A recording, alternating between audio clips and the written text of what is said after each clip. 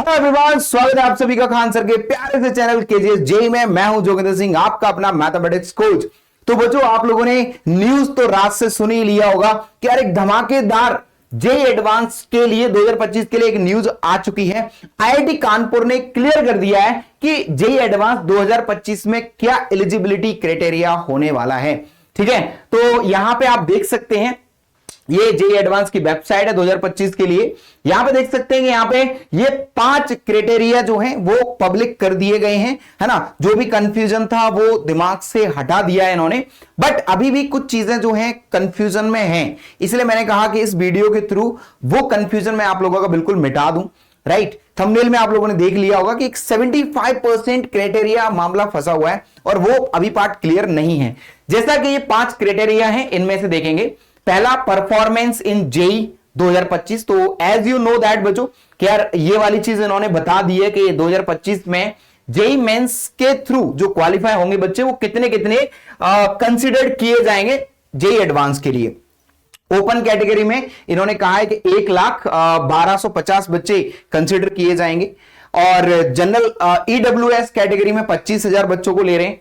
ठीक है, और ओबीएस में 67,500 स्टूडेंट्स को ये कंसीडर करेंगे एंड 37,500 जो हैं वो एससी कैटेगरी के बच्चे होंगे और एसटी कैटेगरी में 18,750 बच्चे जो हैं वो एसटी कैटेगरी के लिए जाएंगे। इन्होंने ये लिस्ट क्लियर कर दी है ना। ये नॉर्मल न्यूज है, इसमें कोई बड़ी बात नहीं है, जैसा कि हर साल होता है वैसा ही है। दूसरी बात, इन्होंने एज लिमिट के बारे में बोला है। तो भैया एज लिमिट का भी कोई ज्यादा लोचा नहीं है।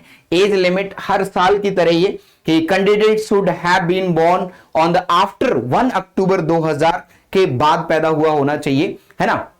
और 5 साल का रिलैक्सेशन है जो हमारी कैटेगरी है उनके लिए, SC ST and PW candidates के लिए। ठीक है, अब बात करते हैं नंबर ऑफ अटेम्प्ट्स की, जो कि बहुत ही बड़ी खुशखबरी है बच्चों के लिए। अब भैया नंबर ऑफ अटेम्प्ट में क्या खुशखबरी है, 3 बार अब आप जेई एडवांस दे सकते हो। रियली बच्चों कि कई बच्चे सोच रहे हैं कि ये अच्छा नहीं हुआ, कई मैं कमेंट्स देख रहा था, कई वीडियोस के नीचे कमेंट्स थे कि नहीं ये सही नहीं हुआ।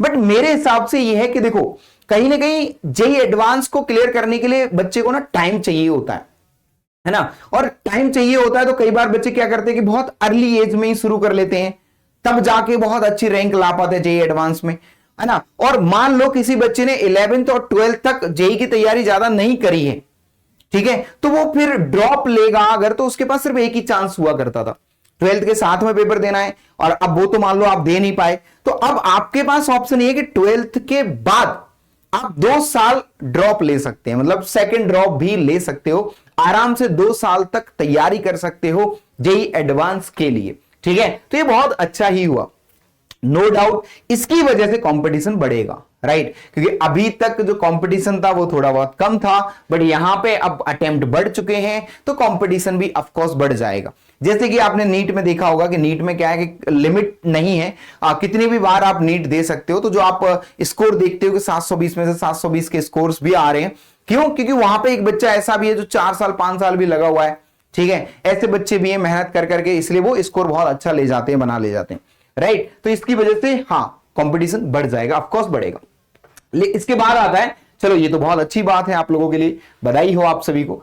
इसके बाद एक इंपॉर्टेंट पार्ट आता है कि 12th क्लास के अंदर देखो बेटा, ये जो पूरा का पूरा है, ये जो पार्ट आप पढ़ेंगे, इस पूरे पार्ट में कहीं पर भी एक टर्म यूज नहीं किया गया, दैट इज 75% क्राइटेरिया के बारे में इन्होंने कुछ भी नहीं कहा है। लेकिन इसका मतलब यह नहीं है कि 75% क्राइटेरिया हटा दिया गया है, अभी तक इन्होंने ये क्लैरिफिकेशंस नहीं दिए। क्यों? क्योंकि लास्ट ईयर का भी अगर आप नोटिफिकेशन देखोगे तो वहां पर भी इन्होंने 75% का पर्टिकुलर नहीं लिखा था। जेई मेंस के जो फॉर्म निकले हुए हैं, बट उसमें तो 75% क्राइटेरिया मेंशन्ड है, राइट। तो इसलिए बिल्कुल कंफ्यूज होना नहीं है, 75% का क्राइटेरिया रहने वाला है, राइट। हां, अगर आगे चल के ये कुछ बता देते हैं या बोल देते हैं कि 75% क्राइटेरिया नहीं रहेगा तो ही हम मानेंगे, अदरवाइज अभी तक हम सिर्फ यही कंसिडर करेंगे कि 75% क्राइटेरिया है। ठीक है, क्योंकि इन्होंने पहले भी मेंशन नहीं किया लेकिन था, राइट। जोसा काउंसलिंग के टाइम पे फिर वो आ जाता है 75% क्राइटेरिया, और जेई मेंस वालों ने क्लियर कर ही दिया है है ना, जो फॉर्म उनके निकले हैं उसमें 75% क्राइटेरिया है, तो भैया क्यों ना कोशिश की जाए बढ़िया तरीके से कि 75% तो आने ही आने चाहिए। अगर आप जेई की तैयारी कर रहे हो और 75% नहीं आ रहे तो ये तो फिर अच्छी बात नहीं है, ठीक है। तो चलो भाई, तो ये एक न्यूज थी जो कि आप लोगों के साथ में मैंने साझा कर दी है।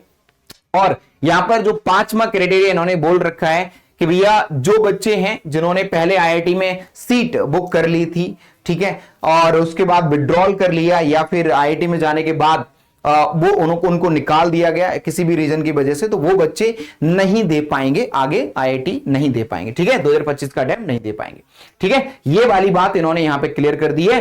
तो बस इतना सा ही, चलो मिलते हैं अगले वीडियो में अगली अपडेट के साथ। बढ़िया तरीके से पढ़ाई करते रहो। ओके बच्चों, टाटा बाय बाय।